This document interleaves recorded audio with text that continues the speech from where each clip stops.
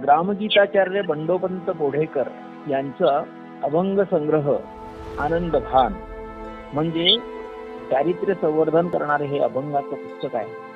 आणि या पुस्तकाचा परिचय करून द्यायचा झाला तर मला वाटतं राष्ट्रसंत तुकडोजींच्या प्रेरणेचा, त्यांच्या एकूणच कार्याचा आणि राष्ट्रसंतांच्या प्रभावाचा या संपूर्ण अभंगावर फार मोठा प्रभाव आहे हे आपल्याला इथं लक्षात घ्यावं लागतं. मराठीच्या या भव्य प्रांगणामध्ये संत, पंत आणि कंत कवींनी आपल्या काव्यधारेतून अध्यात्म, भक्तिभाव आणि पंत कवींनी ज्ञानात्मक कलापूर्ण काव्य आणि शाहिरांनी उत्स्फूर्त अशा शक्तिशाली विचार आणि लावण्यमय अशी रचना महाराष्ट्रात साकारली. ओवी श्री ज्ञानेशाची, अभंग श्री तुकयाचा, आर्या मयूरपंताची आणि सुश्लोक वामनाचा आणि तसंच भजन म्हणजे तुकडोजींची असं सर्वसाधारणपणे जनमानसात म्हटलं जाते. आधुनिक काव्य काळामध्ये महात्मा ज्योतिराव फुल्यांनी अभंगाच्या ऐवजी अखंड रचना करून लोकजागृती आणि प्रबोधन तसेच विचार परिवर्तनाचे कार्य केले. अभंग ही अखंडपणे विचार मांडणारी एक काव्य छंदाची शक्ती आहे, ज्याला अमरत्व, अखंडत्व आणि अनंताच्या शाश्वत विचारांचा स्पर्श झालेला असतो त्याला म्हणतात अभंग. ईश्वराचे चिंतन, जीवनाचं व्यापक तत्वज्ञान आणि लौकिकासह अलौकिक अशा अध्यात्माची शाश्वत मूल्यांची प्रेरणी करणारी संतांची काव्य रचना म्हणजे अभंग. जो कधीच भंग पावत नाही, तो शाश्वत चिरंतन विचार सांगतो त्याला म्हणतात अभंग, असं अभंगाच्या बाबतीत खरं म्हणजे म्हणता येईल. राष्ट्रसंत तुकडोजींच्या विचार प्रभावातून विदर्भात अनेकांनी भजन, प्रवचन आणि प्रबोधनाचं कार्य सुरू केलं. राष्ट्रसंतांच्या जनार्दनाचा, जनसाहित्याचा प्रसार करणं हे त्यांनी आपलं जीवनध्येय मानून संत प्रवृत्ती जोपासणारे असे लेखक, कवी विदर्भात खूप आहेत. त्यापैकी बंडोपंत राजेश्वर बोढेकर यांचा गौरवाने उल्लेख करावा लागेल. त्यांनी ग्रामगीता हा आपला आदर्श समक्ष ठेवून राष्ट्रसंतांच्या परंपरेचा आदर, त्यांचं अनुकरण, अनुसरण आणि नवसर्जन करीत सांप्रतच्या समाज व्यवस्थेवर भाष्य करणारे अभंग सादर केले आहेत.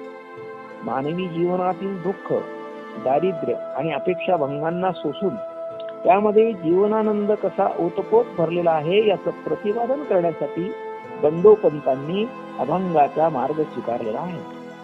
जीवनात खरा आनंद कोणता असतो? ईश्वराच्या अस्तित्वाचं गूढ कशात दडलेलं आहे? विश्वव्यापी ईश्वराच्या सानिध्यात आत्मरूपी आपल्याला कसं राहता येतं? सर्वाभूती परमेश्वरी संकल्पना संत महंतांनी कशा पद्धतीने साकारली? जीवनात दुःख झेलूनही शाश्वत आनंदाची वाट कशी निर्माण करता येते? ठेविले अनंते आणि मौनाची अक्षरे म्हणजे नेमकं काय असतं हो? या ज्ञानभक्ती आणि कर्माची शीघ्रता देणारा विचार म्हणजे संतांची वाणी कशी असते, असे प्रश्न आपल्या समोर अनेकदा येतात. अशा अनेक प्रश्नांचं चिंतन करून, सहजयोगाचा मार्ग स्वीकारून म्हणजे भक्तीची साधना करून त्यासाठी अभंग हा विचार कसा प्रबोधनाचा विचार ठरतो याविषयीचं प्रतिपादन करणारा हा बंडोपंतांचा अभंग रचनेचा भाग आहे. याची प्रतीती देणारी रचना म्हणजे ग्रामगीताचार्य बंडोपंत बोढेकर यांनी केलेली ही अभंग रचना आहे. त्यांचा आनंद भान हा अभंग संग्रह संत मार्गाची आपली एक पायवाट निर्माण करणाराच ठरतो. आनंद आपल्या आतमध्ये दडलेला आहे याचं यथार्थ भान देणारा आचार, विचार आणि उच्चार आत्मनिष्ठ अनुभूतीद्वारा या अभंग रचनेमध्ये आपल्याला उमटलेला दिसतो. संस्कारक्षम शब्दयोजना, शाश्वत शब्द ब्रह्माच्या चिरंतनाचा विचार आणि भक्तिभावपूर्ण हृदयाची साक्ष पटलेलं चिंतन त्यांच्या या अभंग रचनेतून प्रकट झालेला आहे. हा एक जनसाहित्याचा आत्मसुंदर असा आत्महुंकार आहे. हे विश्व म्हणजे आनंदाचे घर असून झाडीपट्टीच्या हिरव्या छप्परात विदर्भाच्या प्रदेशात त्याचा साक्षात्कार कवीला झालेला आहे. झाडीपट्टी भाषे हिरवे छप्पर, आनंदाचे घर विदर्भात. झाडीपट्टी भाषे हिरवे छप्पर, आनंदाचे घर विदर्भात. झाडी बोलीचा हा पसारा, झाडी बोलीचा हा महिमा, झाडी बोलीतील साहित्याची एकूणच स्वरूप आणि वैशिष्ट्य अशा आपल्या बोलीच्या, आपल्या भाषेच्या प्रेमाचा हा आविष्कार या अभंग रचनेतून घडतो. झाडी ही आपली माता असून श्रद्धा भक्ती रूपी साहित्यातून तिचा प्रभाव लेखकाला दिसून येतो.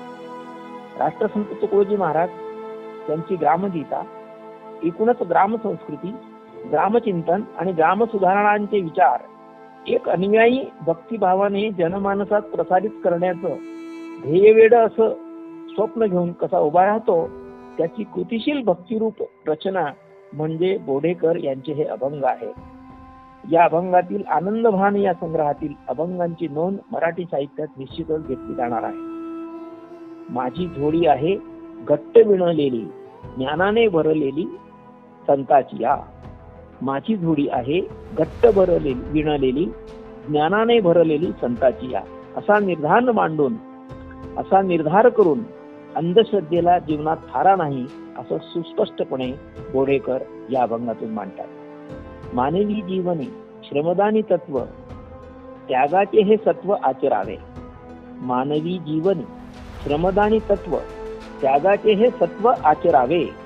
आपल्या मनातली विकृती ठेचून काढून आपल्या प्रकृतीला सांभाळलं की संस्कृतीची भरभराट होते, असा विचार या अभंगातून कवीला मांडायचा आहे.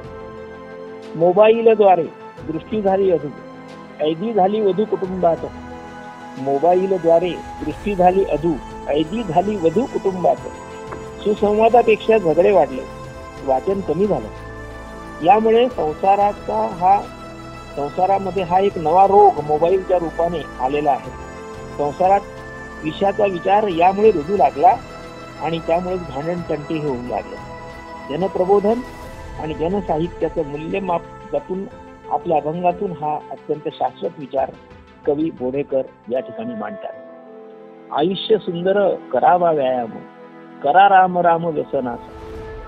आयुष्य सुंदर करावा व्यायाम, करा राम राम व्यसनास. व्यसनमुक्ती, अंधश्रद्धा निर्मूलन, कुविचार सोडून जीवन आनंदी कसं करावं असा संदेश देणारे सर्वच अभंग कवीच्या मनाचा प्रांजळ असा आविष्कार आहे. बुवाबाजी आहे समाजाचं शाप, दूर करा पाप शिक्षणाने. बुवाबाजी आहे समाजाचं शाप, दूर करा पाप शिक्षणाने. शिक्षणाचं महत्व जाणून घेऊन ज्ञानी समाजाने भक्तिमय कर्म करावं. त्यातूनच ध्येय स्वप्न साकारावीत, संसार सुखाचा व्हावा, कलह कमी व्हावेत.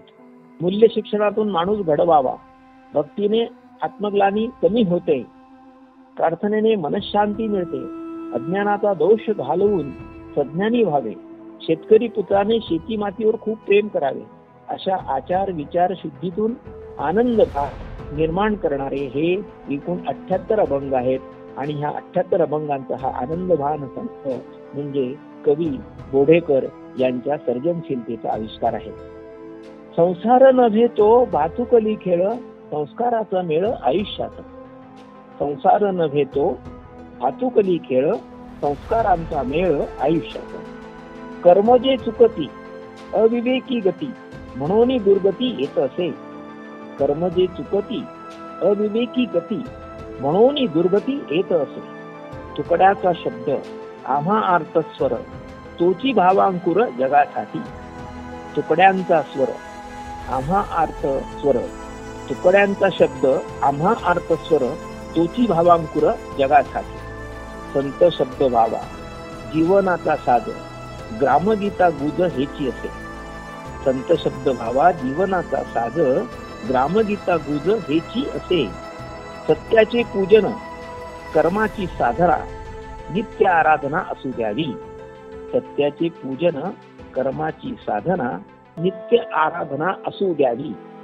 आनंदभान या अभंग संग्रहात हा संत परंपरेविषयीचा फार मोठा आदरभाव कवी व्यक्त करतात. निष्काम कर्मयोगाचा ते मार्ग दाखवतात. सुजाण नागरिकांना देशप्रेम, राष्ट्रप्रेम आणि देवाविषयीचं आपलं असलेलं प्रेम आणि एकूणच जीवनातील मूल्य शिक्षणाचे धडे या अभंग रचनेतून दिले जातात. ज्ञान, भक्ती आणि कर्माचा सहज असा सिद्धांत प्रतिपादन केला जातो.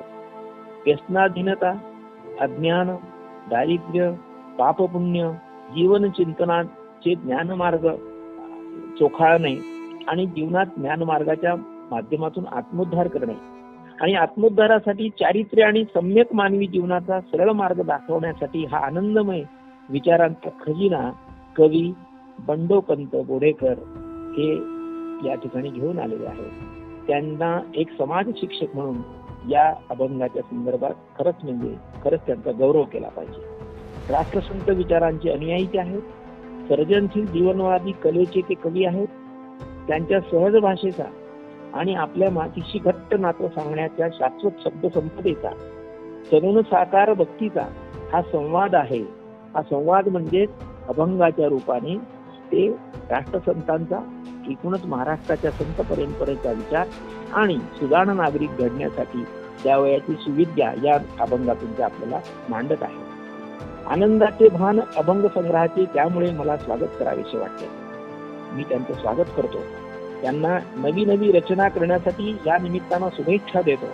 संत तुकारामांच्या शब्दात जर सांगायचं झालं तर आनंदाचे डोही आनंद तरंग, आनंदाचे डोही आनंद तरंग, आनंदची अंग आनंदाचे, आनंदची अंग आनंदाचे, अशा आत्मभानाचं, राष्ट्रभानाचं आणि विश्वभानाचं हे आनंदभान जपणार अभंग संग्रहाचं पुस्तक म्हणजे कवी ग्रामगीताचार्य बंडोपंत बोढेकर यांच्या मनाचा, त्यांच्या हृदयाचा, त्यांच्या आंतरिक अशा भक्तीचा आणि एकूणच सुजाण शक्तीचा हा रचनेचा भाग आहे. आणि म्हणून आनंदबान या संग्रहाचं आणि कवीचं मी अभिनंदन करतो आणि थांबतो. धन्यवाद.